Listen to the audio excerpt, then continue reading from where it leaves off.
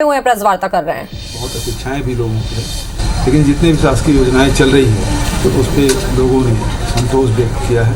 चाहे राजीव गांधी किसान न्याय योजना हो, चाहे भूमिहीन श्रमिक न्याय योजना हो, चाहे गोधन न्याय योजना हो, चाहे बिजली बिल हाफ योजना के बारे में बात हो, चाहे राशन के बारे में, सब जितने भी, चाहे फॉरेस्ट राइट एक पट्टा मिलने की बात हो, चाहे माइनर फॉरेस्ट खरीदने की बात हो, 4000 प्रति मानव बोरा के जैसे तेंदु पत्र खरीद रहे हैं, उन सब पे लोगों ने संतोष व्यक्त किया है।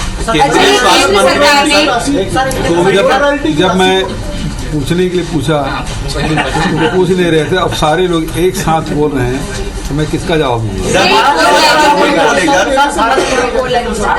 अरे कोविड को लेकर सर, केंद्रीय स्वास्थ्य मंत्री ने राहुल गांधी और अशोक गहलोत को पत्र लिखा है और भारत जोड़ो यात्रा में कहा है कि आप कोविड प्रोटोकॉल का पालन करिए या फिर उसको स्थगित कर दिया। मतलब ये है कि अब यात्रा रोकने का नया तरीका ढूंढ रहे हैं। यदि देश में कोरोना फैलेगा तो निश्चित रूप से वो प्रभावित होगा, लेकिन जब नहीं है तो रोकने के नए बहाने क्यों ढूंढ रहे हैं? है ना, जब कोरोना था जब पश्चिम बंगाल में चुनाव आप कराए, आसाम में चुनाव कराए, उत्तर प्रदेश में चुनाव कराए, अब पद यात्रा को रोकने के नया बहाना। मैं शुरू से कह रहा हूँ कि कोल के जो पैसा है, जो भी खनिज का रॉयल्टी है वो राज्य सरकार को मिलता है। ये पूरे देश का सिद्धांत है, राज्य का ही अधिकार है। अब उसमें यदि रॉयल्टी में पेनाल्टी लगा, क्योंकि उस समय सुप्रीम कोर्ट ने सारे कोल माइंस निरस्त कर दिए थे और जो प्राइवेट प्लेयर है उस पर पेनाल्टी लगाया गया था और पेनाल्टी 295 रुपये प्रति टन के हिसाब से लगाया गया और वो राशि लगभग 4140 करोड़ का है। और वो भारत सरकार को अनेक बार पत्र लिखे। जो कोयला मंत्री है वो यहाँ आए भी थे छत्तीसगढ़ और उन्होंने अपनी सैद्धांतिक सहमति भी व्यक्त की, लेकिन प्रधानमंत्री जी के उपस्थिति में जब नीति आयोग की बैठक हुई, निर्मला सीतारमण जी वित्त मंत्री के रूप में सभी राज्यों के वित्त मंत्रियों की बैठक रखे, तब भी अनेक मंचों पे ये बात मैंने उठाई, उसमें कोई प्रतिक्रिया नहीं आई। दूसरी बात ये है कि भारत सरकार से इस प्रकार से कोई पत्र, हमने अनेक पत्राचार किए, उसके बाद भी उसका कोई जवाब नहीं आया। रॉयल्टी हो या रॉयल्टी में पेनाल्टी हो, ये राज्य सरकार का हक है और इसे देना ही चाहिए।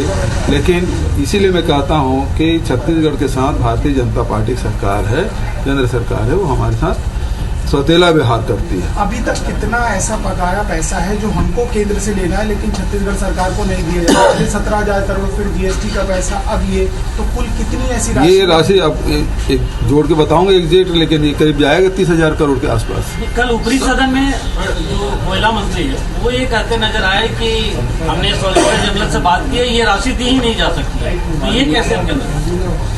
मुझे तो व्यक्तिगत, यहाँ जब आए थे कोयला मंत्री, पहली बार कोई कोयला मंत्री राज्य में आके मुख्यमंत्री के साथ मीटिंग किए और उसमें उन्होंने कहा कि मैं सैद्धांतिक रूप से सहमत हूँ। फोन पे भी बात चर्चा हुई, तब भी उन्होंने सहमति व्यक्त की। आखिर हम भी कोर्ट गए और कोर्ट से अब रिलीफ की उम्मीद करते हैं।